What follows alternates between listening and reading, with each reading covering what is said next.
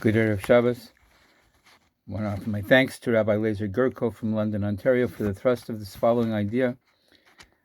Our Torah portion of Kistavo opens describing how in ancient Jerusalem, Jews would go to the temple every 3 years and proclaim, "I've removed the holy portion from my home." What does that mean?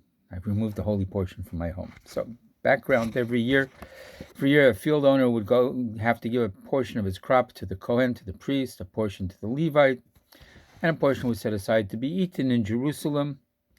Every third year, that portion was rather given to the poor.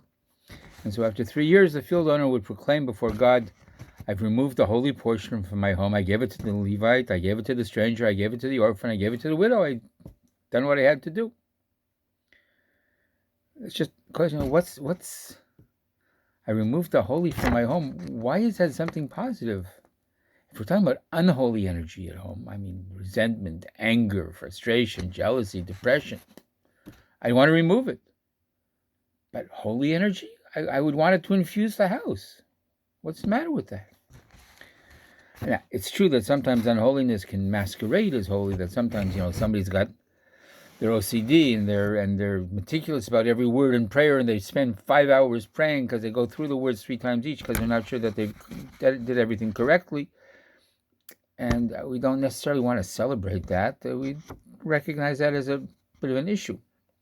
Or somebody maybe with a temper who responds angrily every time somebody commits a minor religious infraction, we would look at that as problematic and not celebrate it as righteousness. Those are like examples of something else hiding and disguising itself as holiness. In that case, I can understand wanting to get rid of it and getting it out of the house, but in that case, the wording should have been, "I've removed the unholy, not the holy." Tell a story about Reb Shner Zalman of Liadi, founder of the Chabad Chassidic movement. His birthday is coming this Monday, Chayelo. One day he visited a synagogue where their Jews were praying with great concentration and really giving it with zest. And when he left, he was heard to have remarked, "There's not a single word of holiness in that synagogue." A later date, he visited another shul, and people there were praying by rote, clearly lackluster. And as he left, he observed, "That shul is so full of holiness." So his students weren't quite sure what he was getting at. And he explained that the Zohar teaches that prayer and good deeds are like birds, and that our love and our fear of Hashem that power those good deeds and power those prayers are like the wings that power the bird and allow it to fly on high. Similar, so just like a bird without wings can't fly, words of prayer and good deeds that are unaccompanied by a love and a fear of God, a consciousness of Hashem, and an enthusiasm, they remain trapped here on earth. Think about it. You're watching a program or you're reading a book and your spouse asks, "Do you love me?" You go, "Sure." Right? Sort of distracted. But those aren't words that are going to enter your spouse's heart. But if you come with a special gift, candles, nice music in the background, you hand over the gift, you look deeply in your spouse's eye, and you say, "I love you," then those words are going to come from your heart and go into your spouse's heart. Words that are said with passion, deeds that are performed with passion, they are alive, they koch. They're filled with vitality, and they can make the deeds fly upward, they can make you fly. They're the wings to your bird. But if they're performed perfunctorily, if they're just done because you got to do it, you've done it because you've done this all the time, they don't uplift, they don't. People who prayed with passion didn't leave their words in the synagogue. Every word was like a living, breathing energy that ascended directly up to Hashem. So their synagogue was emptied of holy words because all the holiness had escaped upward. The people who prayed lackadaisically, they left their prayers behind.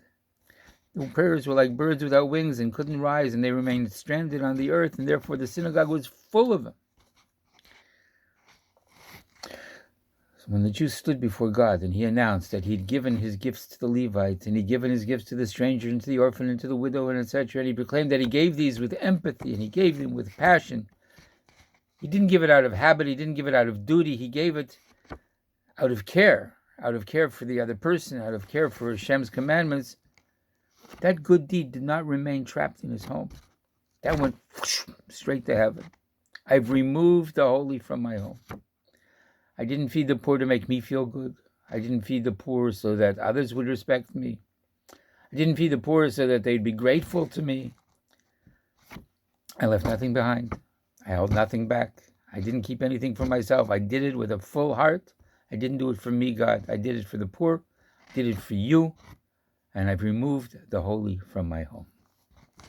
And in this month of Elul, we need to do a bit of introspection and ask ourselves a similar question when we do our mitzvot. Do we do them with a full heart, or do we hold something back? Do we pray to God with a passion?